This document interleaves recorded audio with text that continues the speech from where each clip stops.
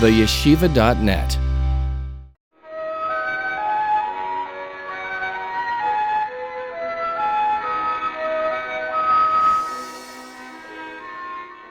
So I'll start with the heavier one again. I think this applies to many people, at least our alumni, and I suspect some people watching. But this is a pretty loaded one. I'm an orphan from both of my parents. My journey at Fresh Start was amazing and very healing. With that being said, I still have lots of pain in me, lots of trauma that I don't want to relive, but Pesach does bring up a lot. Until now, it was hard enough. Now, both of my parents have passed in the past few years, and I'm the oldest child in the family. I still have a bunch of unmarried siblings, and I'm trying to work through my journey. My spouse is also dealing with a lot, depression, anxiety, and obviously being the oldest son, I have all the younger siblings come to me for Pesach. I'm definitely overwhelmed and freaking out. I feel like I can barely handle myself, my wife, and children. And now I have to do all my siblings with me, which will remind me even more of my Siddharm and my home growing up. Any words of advice would help me. How do I handle all that? I can't even think of it, never mind giving my wife the proper chizuk she needs to prepare for Yom Tov. Wow. And what you said the second one? Second one is I'm a 27-year-old and I don't really enjoy Pesach. There's not much that I enjoy. Truthfully, I struggle with many mitzvahs. I seem like a very normal guy. I'm in the Shidduch Parsha. People think I'm a good boy. I come from a yeshivish family, but my parents are very strict and everything is a big deal. Everything is constantly measured just by how more religious can we be at this moment. No one seems to see the humanity of the children or what our needs are. How do I handle my parts this Pesach? Wow. And how do I try to survive it, even though I don't want to be like them, but I still have to sit at the Seder? Wow. I think we could just sit with these two questions and breathe into them and meditate on them and embrace them and cultivate them and internalize them and really look at these two questions with a lot of empathy and compassion and love. And I'm not exaggerating. What I'm saying is that, sometimes the questions themselves are the profoundest answers. And I want to explain to you what I mean. Everybody knows that Pesach is a time to ask questions, right? The highlight, or one of the highlights of the Seder, is Kan haben Shayel. Here, the child asks. And this is universal among all the Jewish people. We begin the Seder with the children asking. In fact, our sages teach us that many of the rituals instituted on Pesach at the Seder was to trigger questions, to arouse questions, to inspire and stimulate questions and conversations. And it's interesting that the answers are not so clear. Like, the child asks 4 questions. Do we give him an answer? I don't know. Which answer should take 30 seconds? I don't know, maybe 2 minutes. It's almost like the answer becomes like a Rabbi YY speech. It goes on, an hour, 2 hours, 3 hours. At some point, everybody is sleeping, so we don't care anymore about the answer. Like, why don't we just give 4 answers to 4 questions? It seems, perhaps, that the questions themselves are extremely meaningful and significant. And maybe the difference between a slave and a free person is a slave doesn't ask questions. A slave simply surrenders to the status quo. This is who I am. This is what I have to do. There's no room to put a question mark. There's no room to challenge anything. And in our own lives, we know when I am so wounded to the point that I don't even challenge it anymore. I don't even ask for a better life. I don't even tell myself, you think things can change? You think I can respond differently? You think there's hope for a different type of consciousness? You think there is a way out of my stuckness, of my emotional paralysis, of my Egypt, of my Egyptian bondage? The question itself is a symptom of freedom. The question itself means there's something bothering me. I'm challenging the status quo.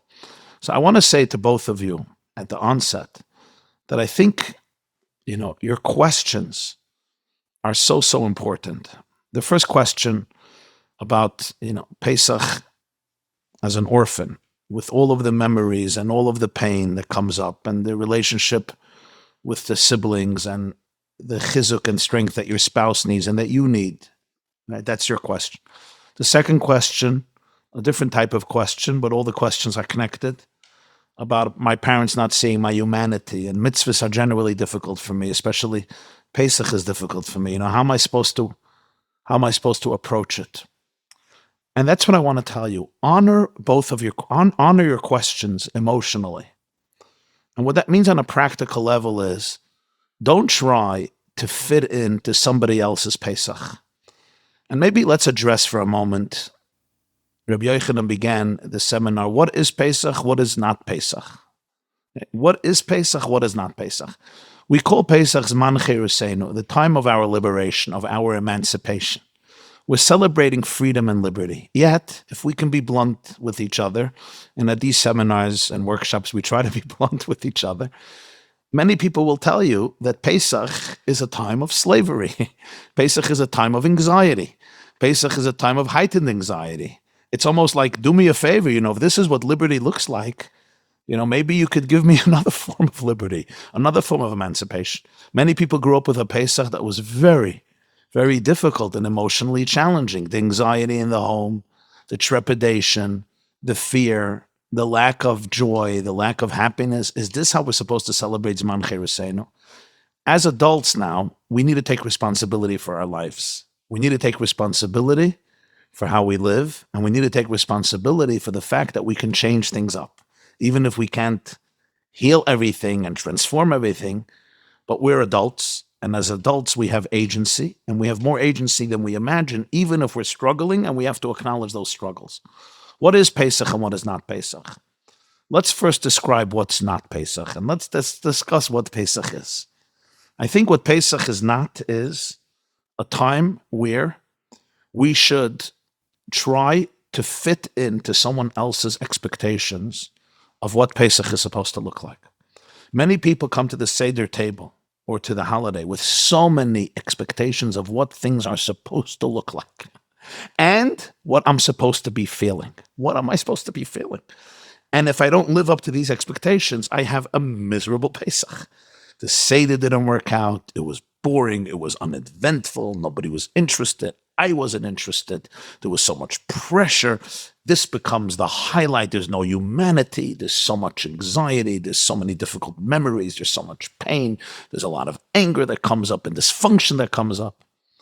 And people look at their Pesach and they say, this was a horrible experience. Now, I want you to know something. There's 15 steps to the Seder. The first one is Kaddish. Kaddish, we make Kiddush. Or Chatz, we wash our hands without a blessing. Karpas. What's the last one? What's the number 15? Right? You remember you have Shulchan Aruch, we have the meal. Then we have Beirach, we bench. Tzafun, Shulchan Aruch, Tzafun, we eat Afikoyman, which means hidden. We deal with the hidden stuff. Beirach, we bench. Hallel, we say praise. And what's the last one? Nirtza. What does Nirtza mean? Does anybody know what Nirtza is? Nirtza is number 15. Nirtza means it was pleasing. It was good. What step is that? What's the 15th step? What do we do by Nirtza? My dearest friends, Nirtza is the highlight. You know what Nirtza means? Nirtza means it was beloved. It was liratzain. It was accepted. It was embraced. It was cherished. At the end of the Seder, I look in the mirror and I say, another Pesach bites the dust. Another wasted evening. Another stressful Seder that I really don't like.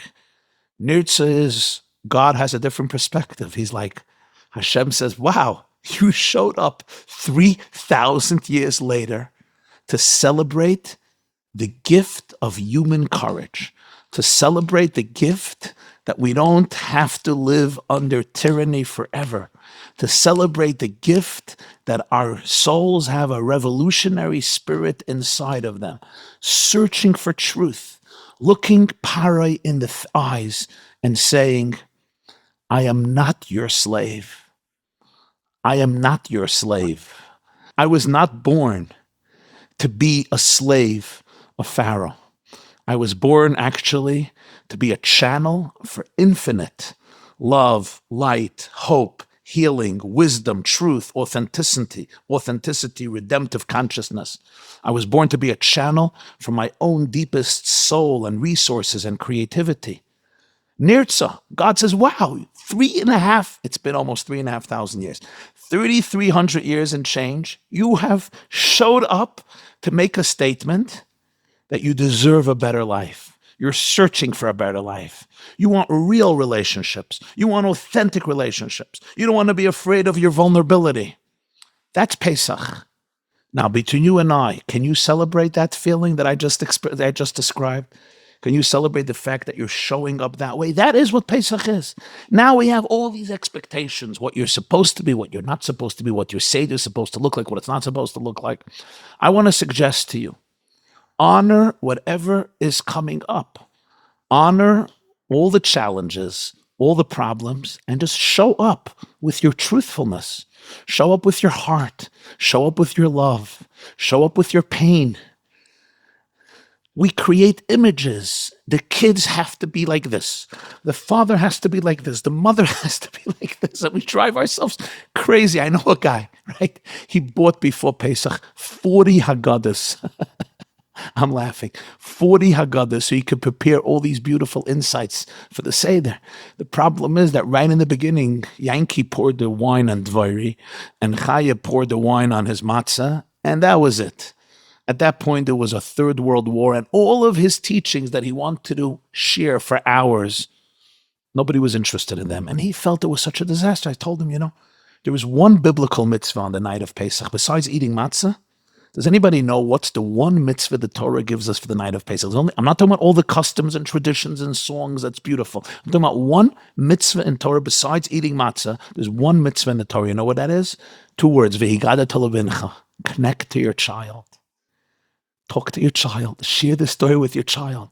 That's Pesach. Pesach is, can I sit down, look at my child, at my children, and say, wow, thank you for being my son. Thank you for being my daughter. And I want to be with you. I want to be present with you. Sometimes you don't have a child. You're there with yourself. Be present to the child inside of you. The Gemara, the Mishnah says that if there's no children to ask questions, your wife asks, or your husband asks. And what if there's nobody else? What if you're alone at the Seder? You know what the Mishnah says? Ask questions yourself. Why? Be with your own child. Let your child ask questions. Imagine your inner child is free tonight. So I say to you, don't always look for answers. Come to the Seder with all your questions. Come with your pain. Come with your anxiety. Come with all of these voices and messages that are there, and then say, you know what, God? I want to be free tonight. I just want to be. I want to be real. I want to be authentic. I don't have any expectations what it's supposed to look like. Just connect. Connect to your real self and connect to the people around you in the most authentic way. And that's why Pesach, we don't only drink wine. We don't only eat matzah. We also eat maror. Why do we eat maror? Why are we eating bitter herbs? Because part of the experience of freedom is to make place and space for all the parts of yourself. We have pain. We have anxiety. We have disappointment. We have trauma. We have wounds. And as Pesach represents fresh start doesn't mean that the moment I sit down for the Seder, all my maror is gone. It's not gone. But if I could bring it all to the table, there's place for everything. That's why we make a sandwich. Keina Sehila, what's the sandwich? Pesach, matzah, maror. The sandwich is, Pesach represents beef, lamb chops, delicious. Maror is bitter herbs. Matzah is bland. Life is a combination of moments of great delight and delicacies and moments of bitterness and frustration and pain and moments that are bland. And we make a sandwich. We make space for all these parts showing up. I want to show up with my authenticity and my vulnerability, with all the parts of myself, without the need to fit into anybody else's box of what my Pesach table is supposed to look like. And I think if we can tell myself, if we can tell ourselves, if I could tell myself, you could tell yourself, this Pesach, I don't have to be a slave to all the Pharaoh voices inside of me. These are voices of Pharaoh. Be like this, be like this, be like this, with this inner critic that is constantly taking me away from where I am, constantly making sure I can't be present, constantly putting me into a place of incessant anxiety. that I'm a disappointment to God, a disappointment to my family, a disappointment to the Jewish people. Those are Pharaoh's voices inside of us. You know what? It's one of the voices. Fine. Bring Moses to the table, but he can't run the show. Let Moses run the show.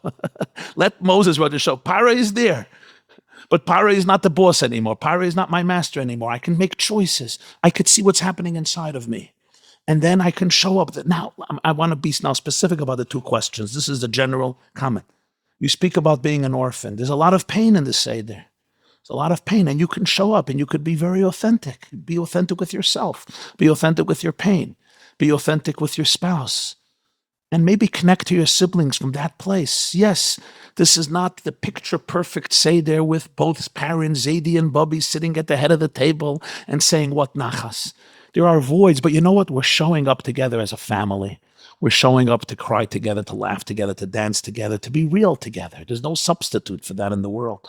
We're showing up to try to become freer tonight, to try to become more real, more authentic. Here's the second question, very, very important.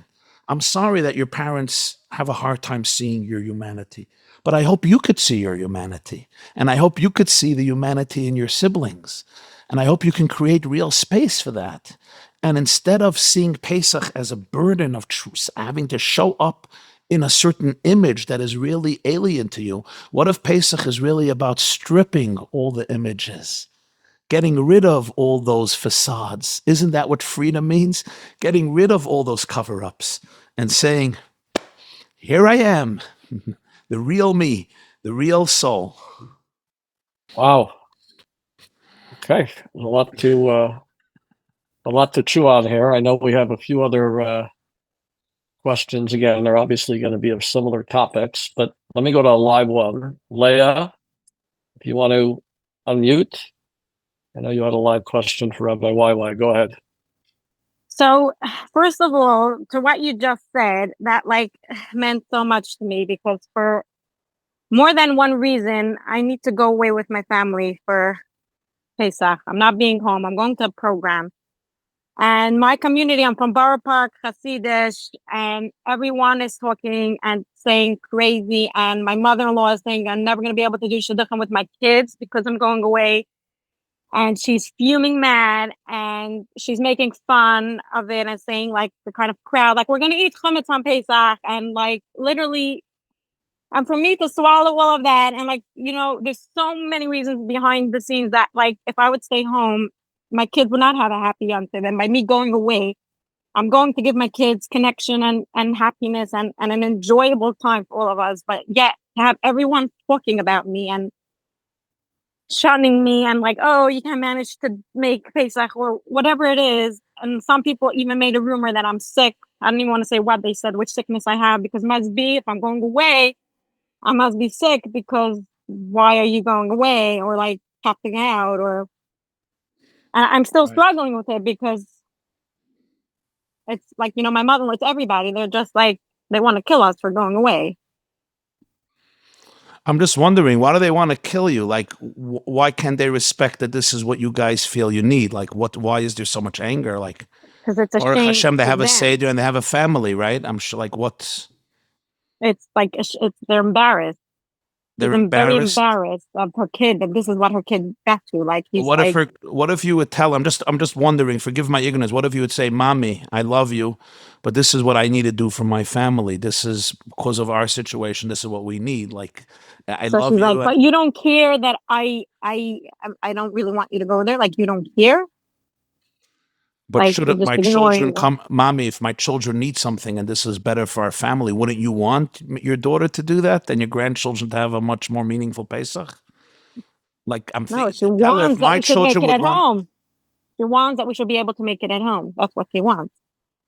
But could you respect that you're an adult, your husband is an adult, and this is a choice that you felt is the right thing? My question is also, is it so bad to go away? I don't see it as bad as good. I think it's a very personal choice, but I don't know why we have to be dismissive and so judgmental. I think the first sign of freedom for everybody's mancher seinu is that we can experience Pesach in a beautiful way and not judge other people. When I'm sitting and judging other people, I don't think that's a sign of freedom. I think that's a sign of enslavement. When I'm confident, when I know my connection to my soul and to Hashem, I'm happy for other people and I celebrate the choices of other people.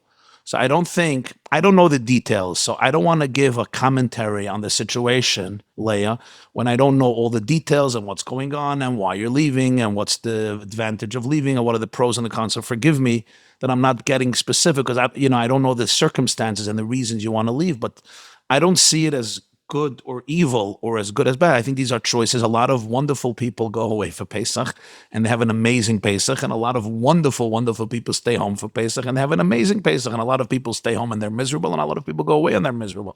I think these are choices that we make, and we want to make sure that those choices are coming from a place of empowerment, not from a place of weakness. It's coming from a place of love, not from a place of negativity. It's coming from a place of inner strength. How do I know if it's coming from weakness or from power? That's a good question. That's a very good question about many decisions in life. And I think, I think it's important for you and your husband to really pause and breathe and really try to go deeper into yourself and ask yourself the question, is this choice going to be truly beneficial emotionally, physically, spiritually, psychologically for us and our children? Is this really coming from a place of deep awareness? Is it coming from a place of connection to our deepest self? Is this a decision that 50, 60 years from now, when I look back and I may have evolved in many ways, I'm going to be proud of? I sometimes tell people, sometimes it's good to ask yourself, when I'm going to be 95 years old and I'm going to look back at this moment, will I be proud of this decision or will I not be proud of this decision? If it's a decision you're going to be proud of, so yeah, be proud of it and embrace it. And if it's really coming from my weakness, then maybe I want to challenge it. But it's very difficult, and I don't think it's needed to be able to go into a place of judgment to ourselves or to others. That's why it's surprising for me. I think we need to have conversations with ourselves and with others from a place of peace, from a place of serenity, from a place of tranquility. The fact that in the tradition of many people, they don't go away for Pesach, that's a beautiful thing, an amazing thing. But I think it must come from a place of inner emotional health, not from intense pressure. So respect yourself, and then challenge yourself from a place of compassion and authenticity to be able to make sure that this decision is coming from your higher angels. In other words, it's really the best thing. You're right. The focus of Pesach is to be able to connect with ourselves and with our children in the deepest way. That's the story of Pesach. And if staying in a certain place is going to have the opposite effect, then maybe it's the right decision. But I think make that decision from a place of try to the best of your ability to make it from a place of clarity. Maybe it's important to have somebody who's objective, but somebody who knows you and somebody whom you trust and somebody who is sensitive to your needs and to your unique reality, because every one of us has a unique reality. Maybe maybe a good friend or maybe a confidant or a therapist or somebody that, your husband and you really trust. Sometimes it's good to have, somebody from the outside who doesn't. Yeah, I had that. A few people, they said, I need to go. Like, I should go. Okay. It's not coming from running away from family or any of that. It's about our own, mental health things, Okay. So if you come to the conclusion that for mental health, this is the right thing to do, then don't be judgmental of yourself. Be compassionate towards yourself. You're trying to do the right thing. You're trying to be a loving mother, and your husband is supposed to try to be a loving father. And I'm thinking just in my case, like if a child would come to me and say, for my mental health, this is what I feel I need. I want to celebrate that. I want to be there for my children in the best way possible. So again, I don't know the details, but I think well, many people would like to have a parent like you. That's for sure. That's a compliment. Tell my mother-in-law. Do me a favor. No. I would love to have each child by my Seder, but more importantly is I want my child to have the best Pesach ever, right? Okay, now for the harder question. I'm going to tell you something personal. I have a daughter. How old is she? She's a teenager, and she decided she wants to go to a Pesach program. Where? Chabad of Rwanda. And that's where she is. Chabad of Rwanda. Wow. Where Rwanda is? Anybody knows where that is? 18-hour flight. So it's the first year without my daughter at the Seder, but this is what she wanted. And she has friends going there, and she has some people, very special people that she's close to from her school. And I celebrate that, right? I'm going to miss my daughter, but I celebrate it. I think every one of us in our own way, we want to always be there for our children to help them do what is best for them. That's the role of parents. Again, I don't want to sound judgmental to anybody because it's really unfair because I don't know all the circumstances. I'm just giving a blueprint and outline. So discuss it with the right people. Maybe you did. Make a decision from a place of strength and love and connection, and then celebrate it and do not wallow in guilt. Yeah. Okay. Thanks. And then now for the little bit of a harder question, more maybe vulnerable question. What if you struggle with like an addiction, okay? And that addiction is not allowed on Shabbos and Yom Tov. And like Shabbos, Yom Tov, especially Pesach, it's supposed to be a sense of freedom, but then you feel very opposite of free. You feel like you're in chains and you're like counting down the minutes because you don't have access to, whatever you need to have access to. And sometimes I'm like, but like this is what Hashem wants, like that every moment should be such agony, and you just like want to get over with this day, and you can enjoy the whole Yom Tov or Shabbos or whatever it is, and you don't have that freedom feeling because you don't have something that you really need. Mm. Rabbi, we have a very similar question. Okay. Somebody who said, Rabbi, why 5 days out of 8 are Shabbos and Yom Tov? I feel extremely lonely all the time. And the only thing that keeps me away from feeling so lonely and depressed is obviously my phone. Mm. A few strong words, but how am I supposed to survive 5 out of 8 days without using a phone, or can I? Right. Okay. So here again, it behooves me to say that these are two very sensitive questions, and they need to be addressed with a lot of, TLC, tender love and care. So first, I want to just make a general suggestion, and then I want to get a little more specific. The general suggestion is everyone who's struggling with a serious addiction, and or let's put it, a serious attachment to something that they feel is very, very important for them, and without that, there are many symptoms and things that can go wrong. I think it's important to have a rabbinic figure that you trust and who understands trauma, who understands addiction, who's sensitive to it. There are such people, and they can guide you about Shabbos and Yom Tov. What is the best way to be able to navigate these days in order to be able to emerge from them as a happy person, as a healthy person, and that should contribute to your well-being. The point of Shabbos and Yom Tov is to contribute to our well-being. God wanted to give us a day of rest, a day of serenity, a day of joy, a day of celebration, a day of pausing, a day of going into ourselves and loving life, loving ourselves. So the whole point of Shabbos and Yom Tov is to make our lives happier, not more miserable. So I think it's important to have someone who's very sensitive and aware of trauma and addiction, and there are such people. Rabbi Yochanan, I think, also has such names, and I would just get in contact with them, whether it's about Pesach or other days of holiness, Shabbos and Yom Tov. I would like to know, because I don't know someone that I would trust and that knows trauma and that, all the things you listed. It's hard to find. Okay, Rabbi Yochanan, do you have a name or a few names of rabbinic figures? I might have a name or two, and we can certainly look around and find. So you'll pass it on because some of them are very sensitive and wise, and they have experience with this. And sometimes there's different things, that can be considered and thought about and speculated. But I just want to make also another general comment about all of this, again, without knowing the specific details.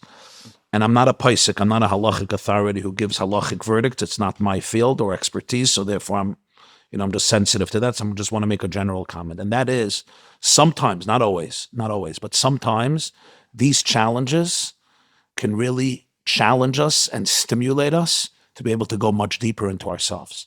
Sometimes God gives us opportunities in life that we're, so to speak, pushed to the wall, and we have to make a decision which way we're going to go. Now, sometimes we're not ready for it.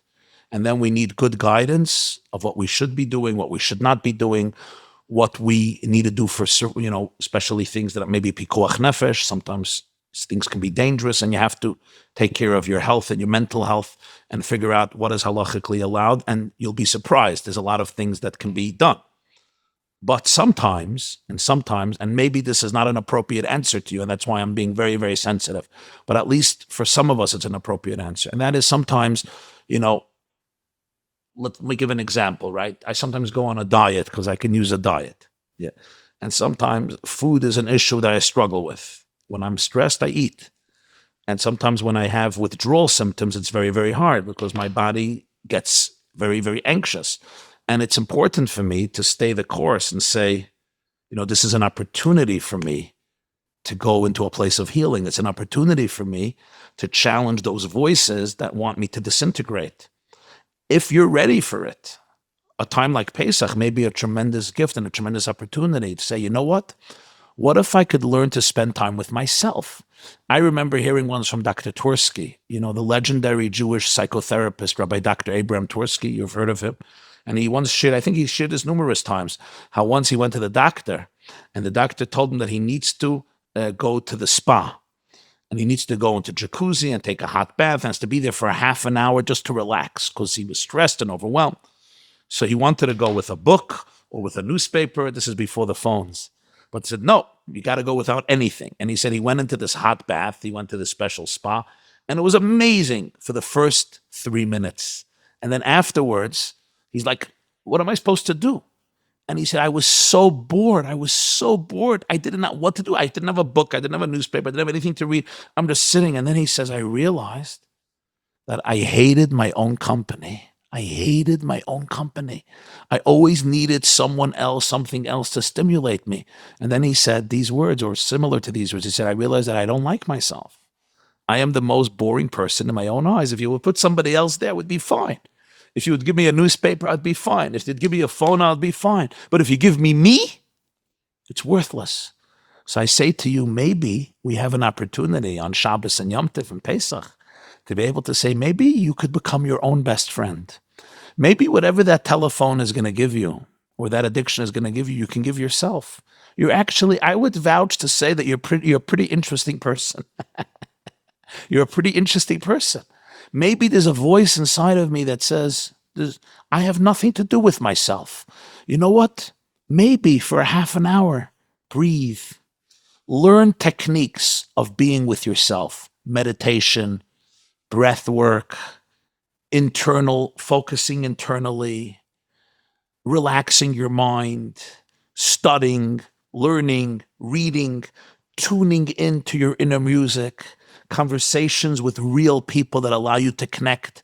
Maybe these are tremendous opportunities that challenge us, but maybe will allow you to go to the next level of healing and rehabilitation where you could start enjoying yourself. Because I tell you, if you can do this and get over this hurdle, this obstacle, it may open up new vistas for your life, not only on Shabbos and Yom Tov, every day of your life. I think generally in our society, we all need time with ourselves. There's many people, especially the youth, who don't even know what it means to spend time with themselves. And I think it's very noticeable. People don't know about their emotions. They don't know about their feelings.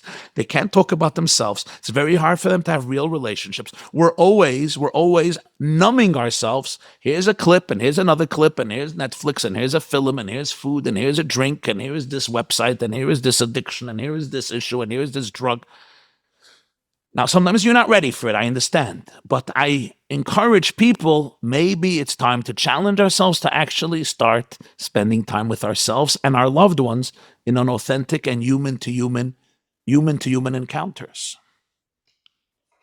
Wow, that was so nice. So it's not a phone. I actually think I do know how to spend time with myself. I go on a walk every day, 30 minutes, talking just Nice. with myself. I learned to, but I do see how you're saying it can be on a deeper level. And now you just clinched my thing that I'm going away. Now comes full circle, because it's definitely a lot easier for me when I'm in company and with people and connecting with others. And so I think that actually is going to be a great opportunity for this Yom Tov to It's very, get over very this. special to connect to people. We have lost that art of really connecting to people in deep, meaningful, vulnerable, authentic conversations, beginning with family, people that we trust, people that we can not just sit and babble about nothing and, gossip and slander and stupidity and pettiness, but really connect. There's nothing as powerful as connection, real connection. Leah, Okay, thanks so much. You gave me a lot of food for thought. Okay, Leah, you're a source of inspiration. Leah, you'll update us after this trip eventually. Let us know how it goes. Yes, I will. Thank you Okay. so much. Thank you. I do want to move on. Akiva, are you there? We got another live question, Rabbi YY. Akiva, if you want to unmute yourself. Hi, Rabbi. How are you? Shalom Aleichem, Rebbe Akiva. I remember growing up, it was a big deal. My father, when we were kids, used to wear a kittel. And then the middle of our, at some point in my childhood, my father came to the Seder without a kittel. And we were all like, what's going on? And he gave us this whole sermon, how the side of Pesach is that it's all about Messiah.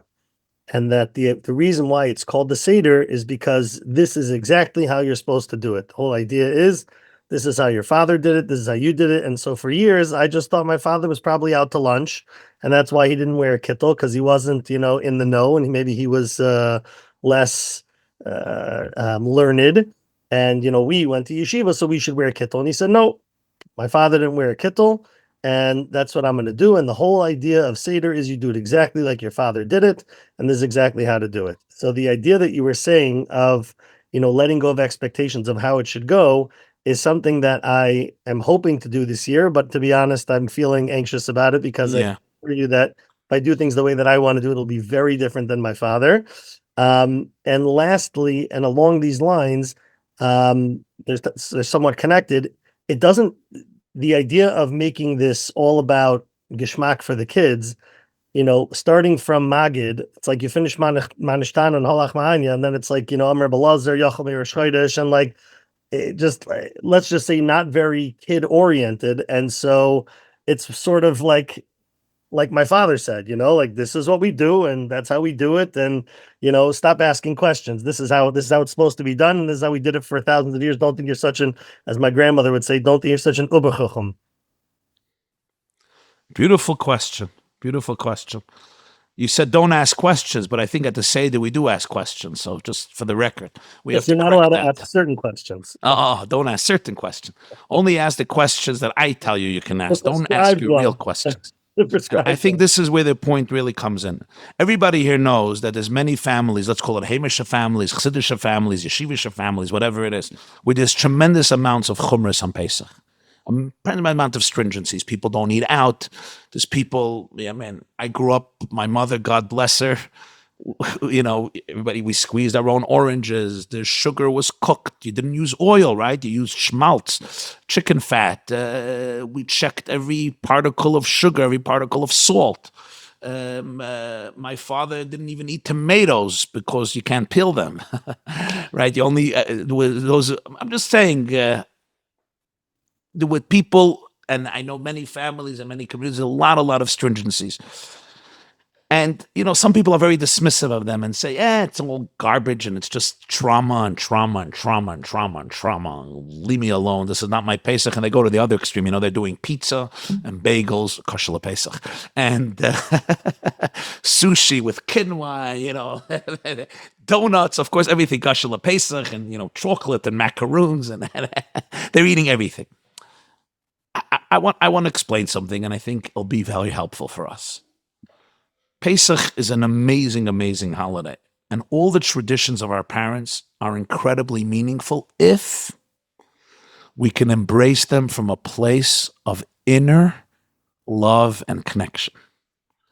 But if a tradition of my father or my mother is causing me anxiety, and it's killing the Pesach, it's killing my mood, for whatever reason, maybe I grew up in a home that was unsafe. Maybe I could still feel the toxicity in my home before Pesach. Maybe I felt the pressure. I could still feel the pressure of my father and mother, and they weren't happy. Maybe it's all the mitzvahs and the rituals, and I always felt guilty, and I always felt that I can't live up to it, and it's just this heaviness. Whatever the reason is, but somehow there are voices in me that take me away from a Pesach that is relaxing. Then I feel that focusing on every stringency and focusing on every ritual really takes us away from the Yom Tov Pesach. So I think we really have to know where we are and be very honest with it.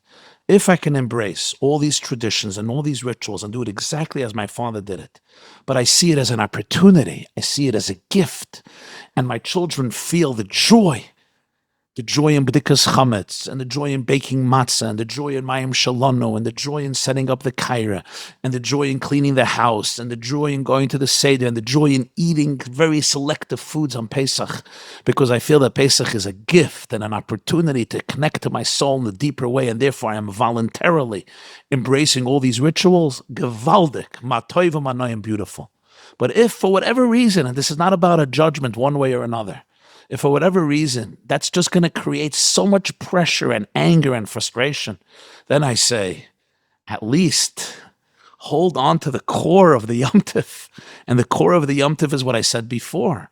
It's letting go of all the paras, letting go of the need to be anxious, letting go of the voice in me that tells me that I'm a loser and I always do everything wrong because I can't live up to my father. Please do me a favor. That is the voice of para, and I don't think we should be slaves to para. And that's why I said the last statement in the Haggadah is nirtza. Nirtza is the only step in the Haggadah where we do nothing. All the 14 steps, Kaddish, Orchatz, Karpas, Yachatz, we do. We break the matzah, we say this, we pull, whatever it is. Nirtza, you don't do anything. You know why? You don't got to do anything. Sit back, relax, and celebrate the courage of showing up and saying, I want to be a good person. I want to be a connected person. I want to be a free person. I want to be an authentic person by becoming aware of those voices, having compassion for the voices, having empathy for the voices, and then choosing to focus my attention to the place of connection. In terms of the tradition of the Haggadah, it's long, all these pieces, it's a very good question. And just to make a general comment, every paragraph in the Haggadah has priceless depth to it, layers of significance. But it's just like davening. Can everybody really focus on the whole davening from brachas, from the blessings, all the way through Hoidi, Baruch Shama, Psukkah de Zimra, Az Yashir, blessings before Shema, Shmeina Esra, Tachnon, Ashrei, Volitzion, Shir Shalyayim, Kaveh, Aleinu, right? And completely be present. We all know what that looks like. Some people, yeah. Some people maybe have to choose one paragraph of davening, and that's where you focus. That's where you meditate. The other things, maybe I need to say faster. So I think every family has to figure this out. Yes, we want to focus on our children. Yes, there's a whole text of the Haggadah, and we're not going to skip the Haggadah just to go straight to Dayenu, although there's always somebody who's holding by Dayenu. And I might say that when I'm starting to make Kiddush, there's somebody who's already almost holding by Dayenu. By the time I'm by the Manishtana, he's ready for the Afikaiman. There's always that character, and you know what, God bless them. The point is, sometimes we have to do a fast Seder. It doesn't say anywhere that the Seder has to be 2.5, 3.5, 4.5 hours until everybody gets upset. So you have to know the people. Sometimes we have to do a fast Seder because the objective is not for it to look a certain way. The objective is v'hikadata levincha. I want to share my love, the story of Yetzias Mitzrayim, the story of Jewish love, Jewish faith, Jewish unity, Jewish resilience, the story of our inner soul. I want to share it with my children, and let's not divert our attention from the objective. And between you and me, think about what Pesach looked like 3,000 years ago when the Jews left Egypt. Maybe our Pesach that doesn't look exactly like our father will be more similar to the original Pesach. I'm not so sure, that original Pesach looked exactly what our Pesach looks like today. Well, I really like the idea of I don't have to passel that whole concept of Seder and Messiah and all that. No. The idea is if I can take it in a way where it's going to be Lebedik for me, then have at it. But if it's not going to do that, then don't try to do that in exchange for... Exactly. Don't lose the soul. So I could just say that I had a meticulous Pesach and followed everything, but I was miserable. You know what I mean? It's interesting. Minhag. Minhag means a custom, right? It says, Tosfos writes in Maseches Menachos, Minhag Yisrael Torah. The minhag of Jews is Torah. It says in Rishonim, minhag is the same letters like Gehenim. Minhag is the letters Gehenim, which means purgatory. So which one is it? Is a minhag Torah or is a minhag purgatory, Gehenim? So somebody once told me, my minhag is Torah, your minhag is Gehenim. But I'll give you the real answer. The real answer is this. If a minhag is coming from a place of love and passion, it's Torah. If a minhag is coming from anxiety and crazy pressure and making me feel horrible about myself, it's a Gehenna. And you don't have to go into Gehenna on Pesach. You have to go into Gan Eden on Pesach. So yeah, it comes to foods. If I say, it's a gift for me, it's a privilege for me to eat only these foods on Pesach. This allows me to tune into the spirituality of the holiday. That's amazing. And there's so much truth to that. Because when we live a very disciplined life and we sometimes create very powerful boundaries, it allows us to tune into a much deeper energy, but only from a place of deep attachment and celebration. And you know what? The kids see it right away. They see it right away. They see it on your face. They see it on the radiance. We cannot fake it to our kids. They know when we're relaxed and they know when we're miserable. They know it. And they're always going to remember, was Pesach the time that Tati bonded? He was real. We could actually feel his heart, or Pesach was a time when Tati was more detached because he felt so horrible with himself and he was feeling so guilty about the fact that he's a miserable father and he's destroying the whole Messiah of his father. We actually couldn't connect to him because he was a shell of a person. You want your children to say, wow, Pesach, we connected to Tati's heart, or Pesach, we connected to Tati's shell. I know which choice we should all make. I guess just two follow-up practical questions. Practically speaking, that means just quickly daven up those parts that you don't connect to. And second of all, the kids, I remember when I was a kid, it was always, you're not allowed to eat more than a kazais of the potato, but we're all sitting there starving. So everybody, on a practical level, the kid's hungry. And I'm not even talking about just kids on the bar mitzvah. I'm talking about my 14-year-old is starting to get all edgy because, he's starving. So, I don't know what's halacha and what's minhag. Like, can you just have something to eat? Can we quickly daven through that part of the Haggadah? Okay, so these are very, very specific questions. One good idea is to eat before Yom Tov a little bit. That's one idea. I think if it's going to ruin my kids' Seder, if it's going to completely ruin my kids' Seder, they don't have the maturity to be able to celebrate doing it exactly the way we could make sure that they have an enjoyable Seder, whatever that means. And in terms of davening, I think to become obsessive, to become at the expense of little children can be an error. And then in terms of like quickly davening through those Yachomer Shchaydish, just zip through it. If we need to do it fast, we can do it fast. Yeah, we can do it fast. Okay. Thank you. Sure. Thank you, Akiva. I just want to point out to everybody that, and I'll share it again on our community chat and I'll email it. But a week or two ago, Kesher Nafshi hosted a Pre-Pesach halacha and hashkafa discussion with Rabbi Shimon Russell and Rabbi Gershon Sheffield. Again, it falls under the crisis chinuch, but I suspect that there's probably a lot there that's relevant for just making a regular Seder enjoyable. So I will send that out again. Rabbi YY, before we go, I had two questions that came in. One I think you answered, but maybe I can ask in a different way, which is essentially, if we want to hopefully give our children a positive feeling about Pesach, is there a particular theme that somebody has? They're like one message, like obviously it's hard to give over a bunch of things all the time. You have a choice and give over one thing to your children to give them an uplifting Pesach. What is that? And then the other question that came in, which oftentimes shows up, you mentioned about minhagim, chumras.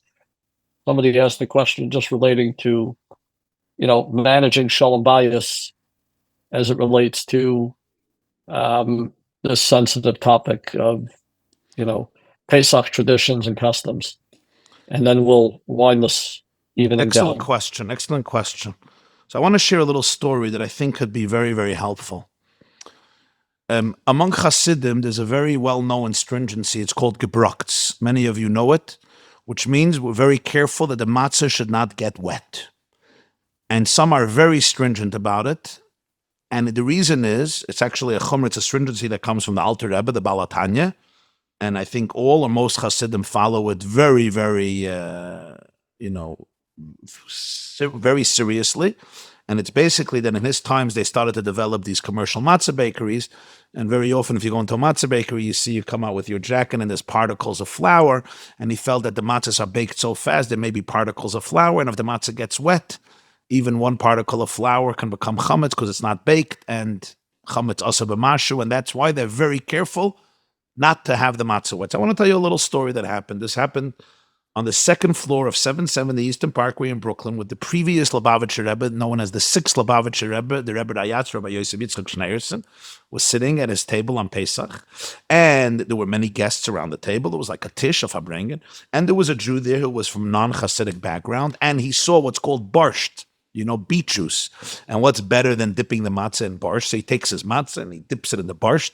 And some yeshiva boys around him got very alarmed because in the presence of the Rebbe Rayatz of the Lubavitcher Rebbe, he's making his matzah wet. This was like a no-no, still a no-no in the Hasidic world and especially in the Chabad Lubavitch world. So there's like this whole commotion and they're telling him you're not allowed to do it. And the Rebbe Rayatz, the sixth Lubavitcher Rebbe, was at the head table.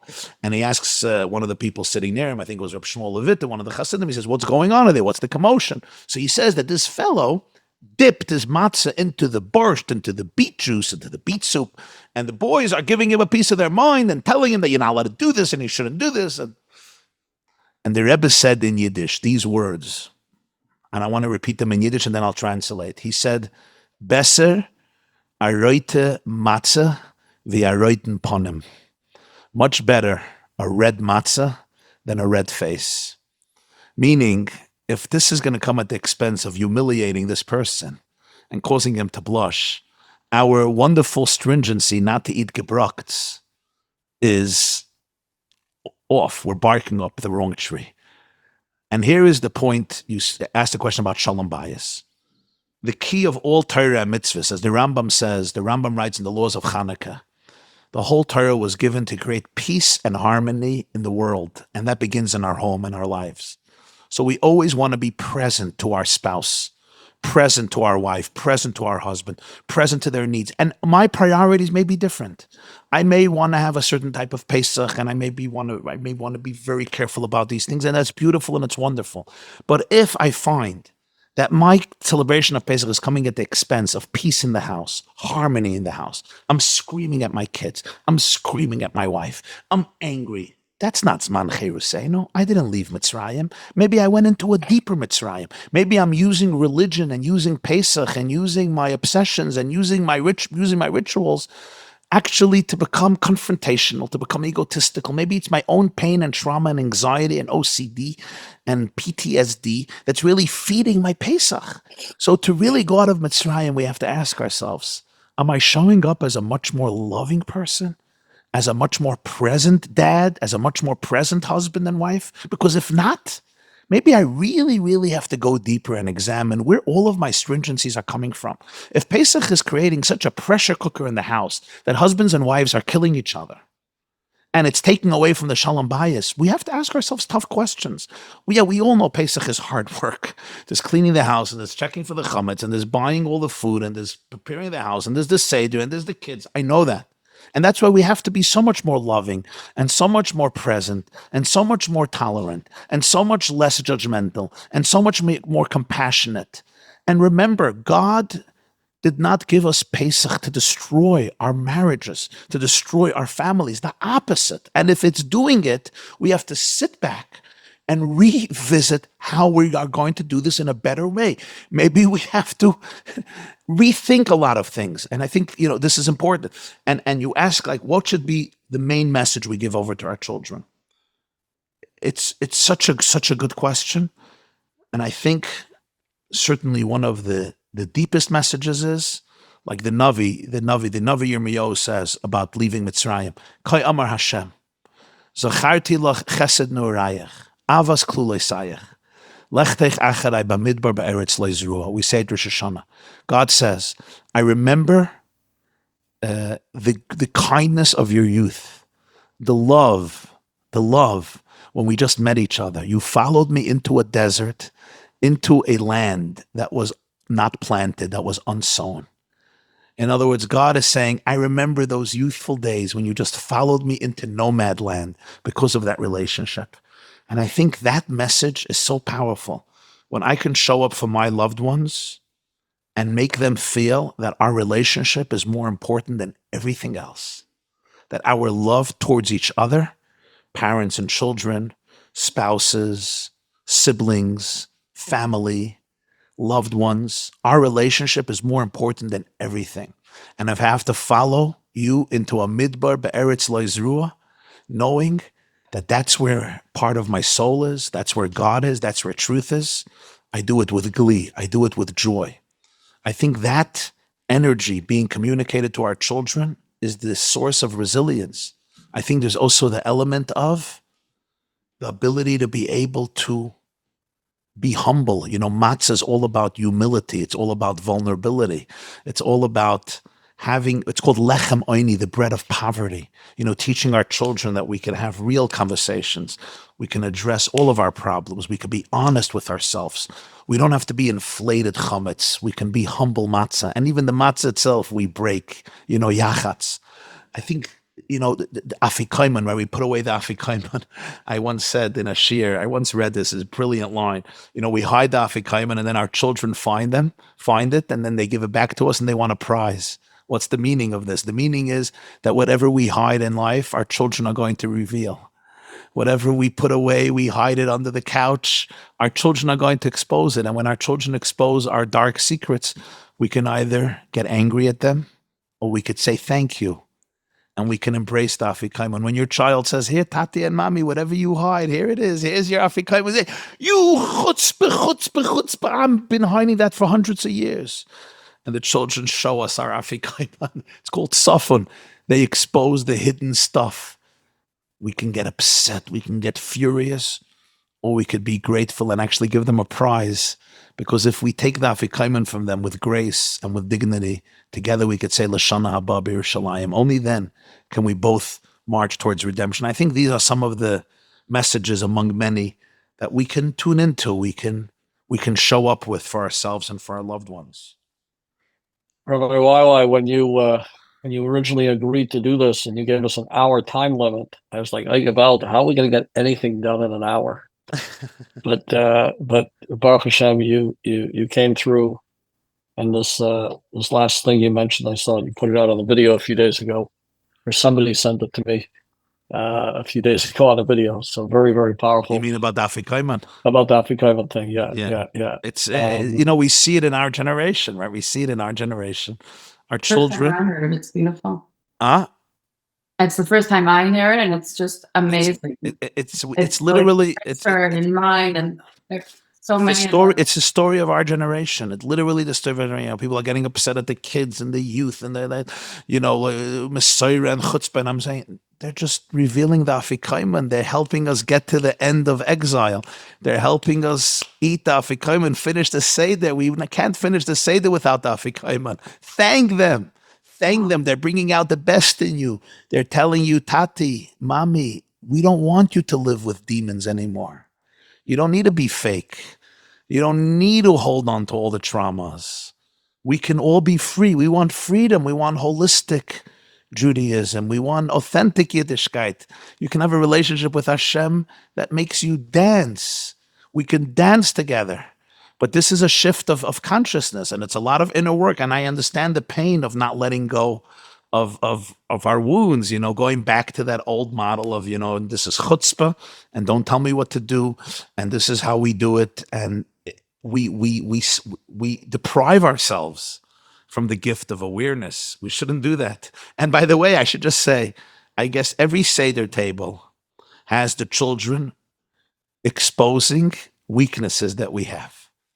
The Seder is an intense time, and it's an opportunity for healing. So when things happen at the Seder and you're being triggered, it's a great moment. It's a great moment for inner healing. It's a great moment for curiosity.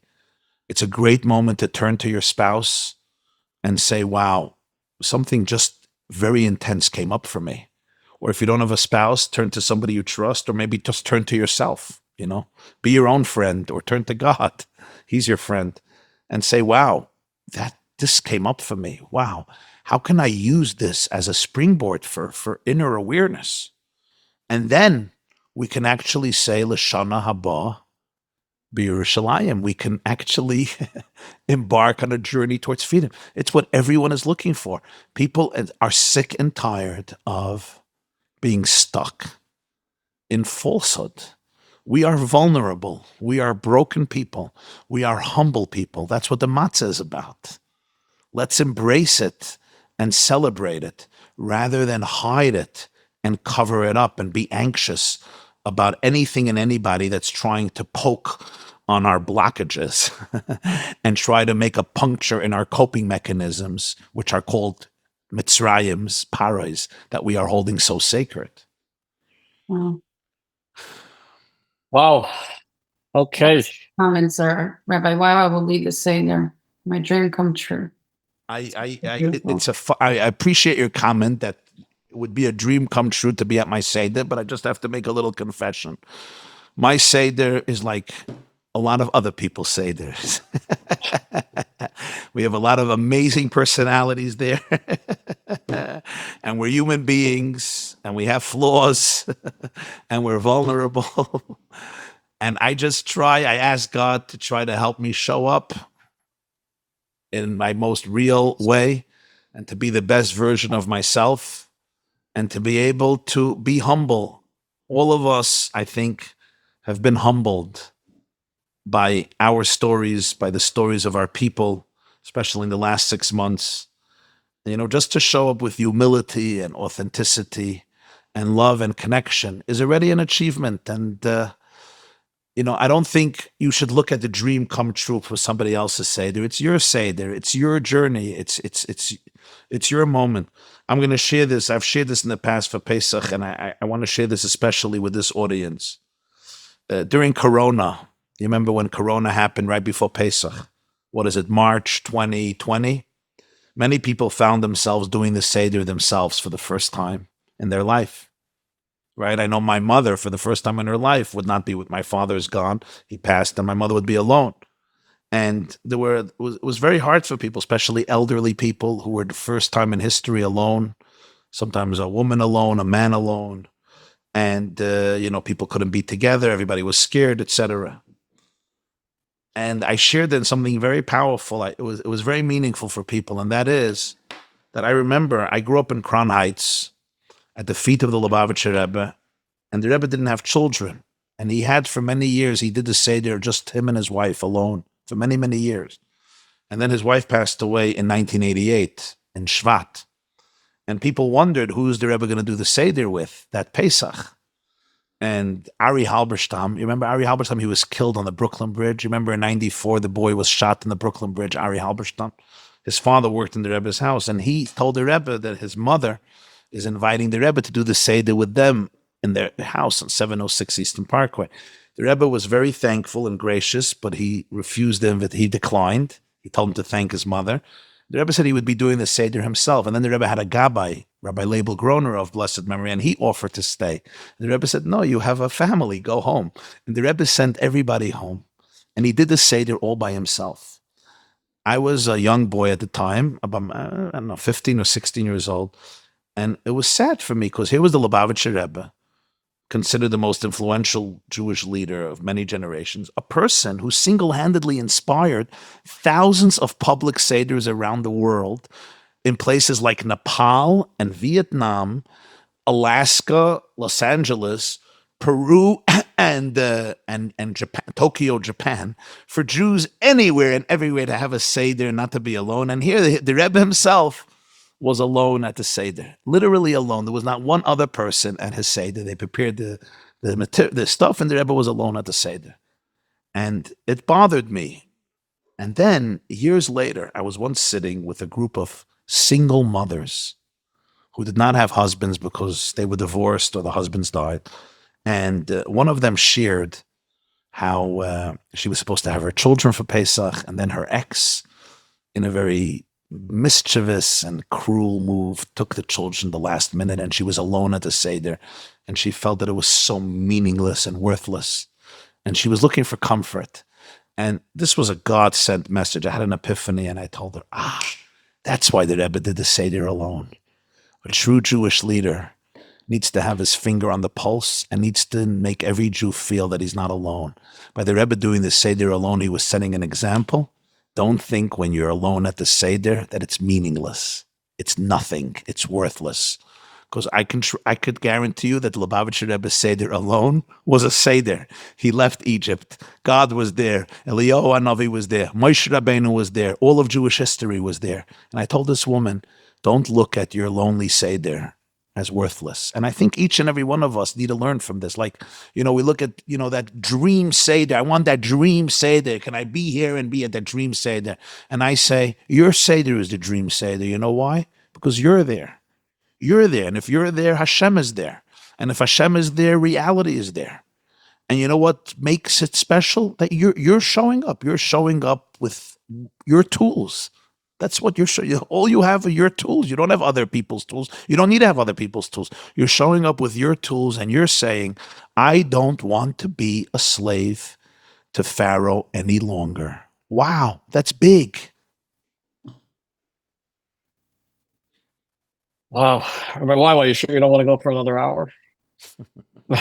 Maybe we could just go straight into the Seder. Go straight into the Seder. We could start early.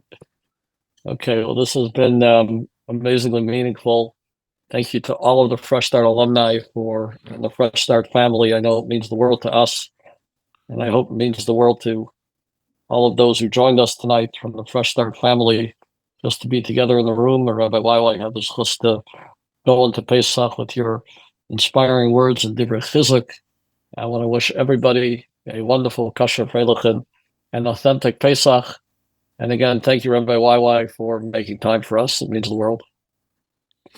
I want to thank you, Rabbi Yochanan and Tova and the Fresh Start team, for giving me, again, the privilege and the opportunity to address the alumni and address everybody who's joining us, and especially to all those who asked the wonderful questions. And I just want to tell each and every one of you, that, trust me, I get lots of letters. There is no Seder that is devoid of challenges. There's no Seder that is devoid of difficulties, of family quarrels, of family fights, of, somebody wrote me in the comments about mental illness that they have in their family, and it gets crazy at the Seder. And somebody wrote to me about a brother and a father who don't talk to each other, and the Seder is horrible. And yeah, there are difficulties. Not every Seder is perfect. And even Sedarim that look perfect, trust me, they're far from perfect.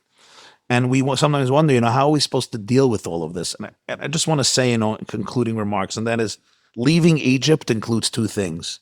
It means that I'm in Egypt, and then I leave Egypt. If I'm not in Egypt, I can't leave Egypt. If I'm not in Mitzrayim, I can't have Yitzias Mitzrayim.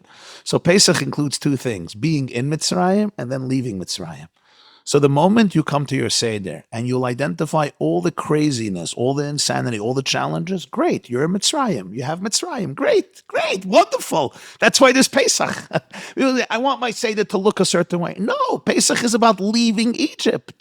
Yes, there's an Egypt happening in your house. Mitzrayim means Meitzar. It's a place of restrictions, of confinements. So when you're seeing all these challenges in your house, all it means is there's a Mitzrayim here. Now we have to leave it.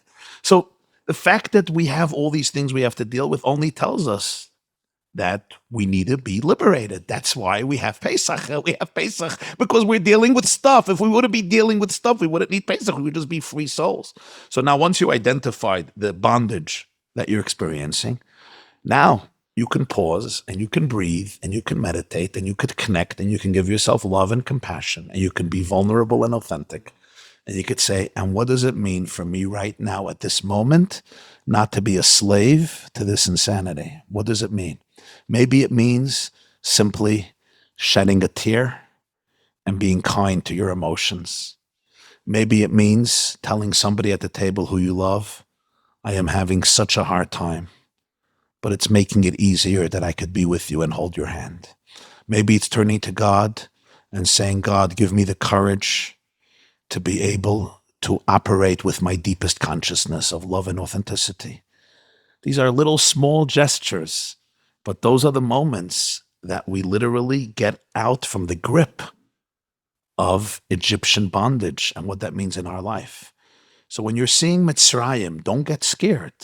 It just means it's time to celebrate Pesach, to go out of Mitzrayim. Great. Give yourself an applause. You found the Mitzrayim. You're not in a delusion, right? You're not part of Egypt because Egypt has denial. Denial is not only a river in Egypt. Denial is denial. So now that we liberated ourselves from denial, we can hopefully embark on the Egyptian, on the voyage of redemption. So I want to thank you, and I want to thank you for the opportunity. I want to bless each and every one of you and all of our brothers and sisters in Israel and the whole world. At this Pesach, we should each be able to identify the most crippling forces and voices in our lives, stripping us from our authenticity, our emancipation, our joy, our creativity, our love, our infinity, taking us away from our real deepest relationship with our soul, with Hashem, with each other, with ourselves, and to be able to have the courage to make the decisions we need to make to be able to show up fully. And God should grace each and every one of you with a Pesach in which you can really tell yourself that I showed up with my truth and my authenticity, what that means to me, and to be able to see the results in your life. And may it be a Pesach of true redemption